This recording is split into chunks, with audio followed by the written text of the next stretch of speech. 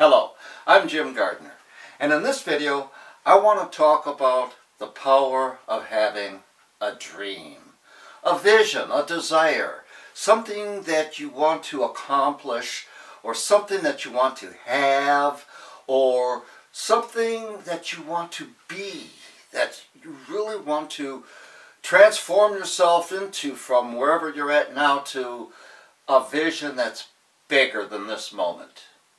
I once heard the words in a country song, went something like this: being a man without having a dream is like having a car with no gasoline.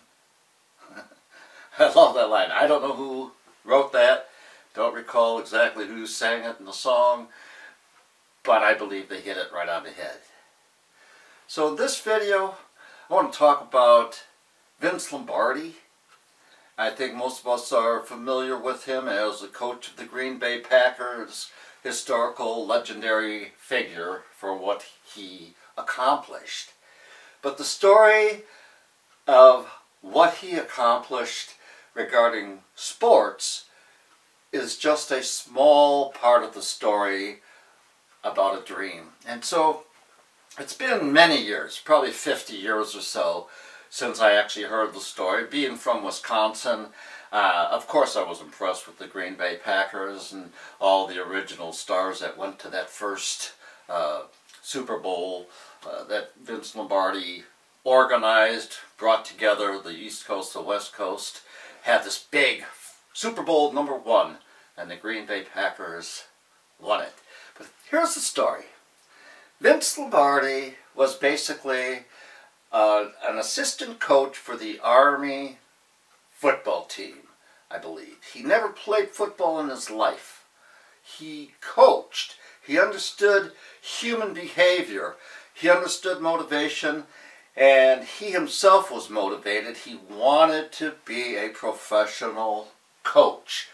But so far he was approaching the age of 50, and the most he'd accomplished was the assistant coach for the Army. And at the same time, the Green Bay Packers were struggling to even stay as a viable football team.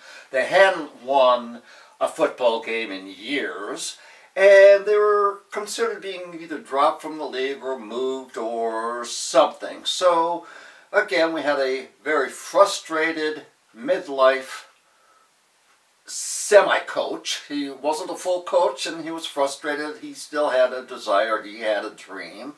And you had a team that was in disrepair.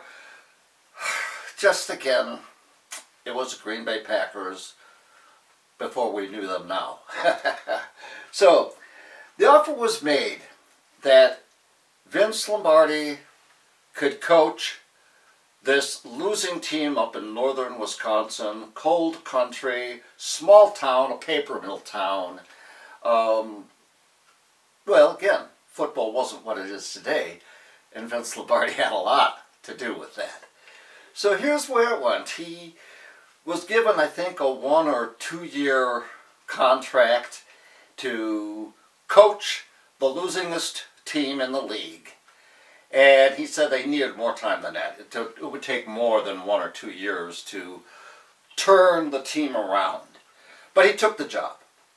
And in the first year, they won 1 game. The first game in a long history of losing. And that was encouraging. That was like turning things around right then and there. So then, as we know, they went on and they played and they got very good, and they took on the East Coast, West Coast, and they won Super Bowl #1. Green Bay Packers, you rah-rah. That's the story everybody knows. But here is the story I want to tell. This is a man who had a dream to accomplish something for himself. He wanted to be something, a coach of a national football team. He was given the opportunity with the losingest team in the league. if you can turn this team around, we'll give you a year or whatever they gave him, 1 or 2 years. And he did it. He was a demanding coach. There's a story that Vince Lombardi time was always 15 minutes ahead of when you were told to be there. If you weren't there 15 minutes early, you were late with Vince Lombardi. He worked his team. If you didn't want to be on the team, get out of the way. I want people who want what I want as badly as I want it.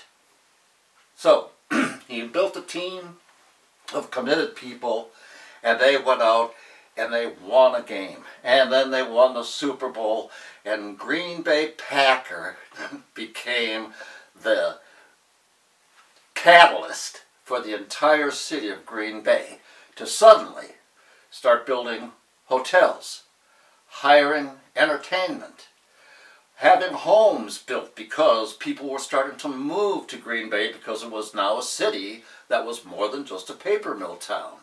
We had gas stations starting to build, highways being built. The entire economic system of a small town was converted from a small paper mill town to a bustling entertainment district in northern Wisconsin, where the temperatures get like 30 below zero and people still come out and watch the game.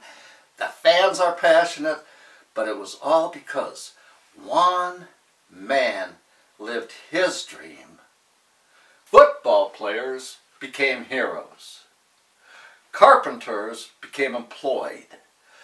Highway engineers, police departments, school teachers, carpet companies, furniture stores, hotel industries, everything thrived because of one man living his dream, which affected everybody else who had a different dream but worked together to build an entire community of success because of one man's determination. Another similar story, but on a different way of saying it, is that if you were given a 10-pound block of steel, kind of pretend to hold that in your hand, you could feel it, it's 10 pounds. What is it worth? Whatever the price of steel is worth today, let's just say it's worth $1 a pound. So you have a 10-pound block of steel. What can you do with it? Well, as a paperweight, it's a finished product worth $10. But if we took it and let's just say we shaped it into a metal strut of something for, let's say, an automobile, and it has a certain shape and a hole in it and it fit into a certain part, now that 10-pound piece of metal might be worth $200 because it's a specific part of an automobile that was shaped and worked and a little bit of effort put into it. It's transformed and it's improved its value from $10 to $200. But what if we took that same piece of steel and we converted it to Swiss watch springs? I think people still love watches, don't they? Anyway, very, very fine watch springs worth thousands of dollars for the same 10-pound block of steel. The point is, it's not what you've been given to work with.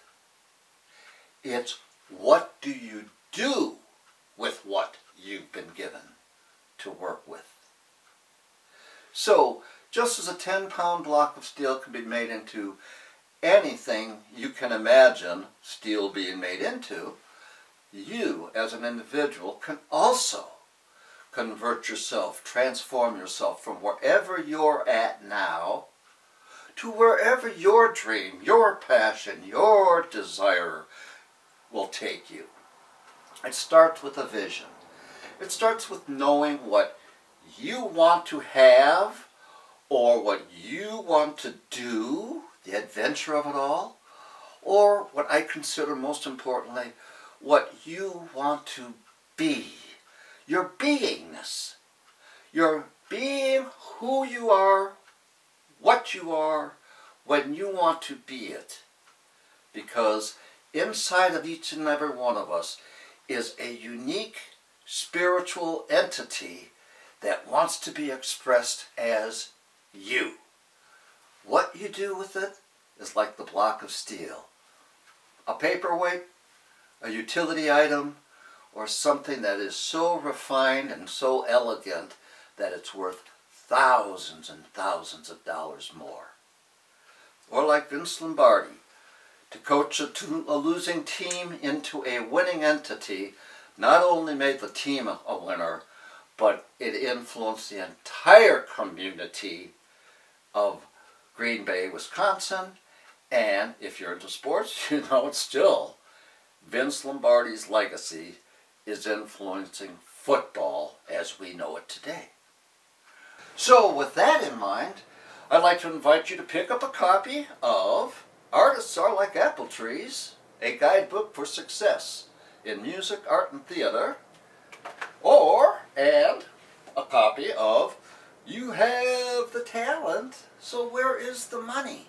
And the answer to that is always that the money lies in providing a product or a service that benefits someone else, because people will pay you for the things that benefit them. And so with that in mind, the book is available on Amazon, Barnes & Noble, and from the publisher, Balboa Press. So thank you for watching. I'm Jim Gardner.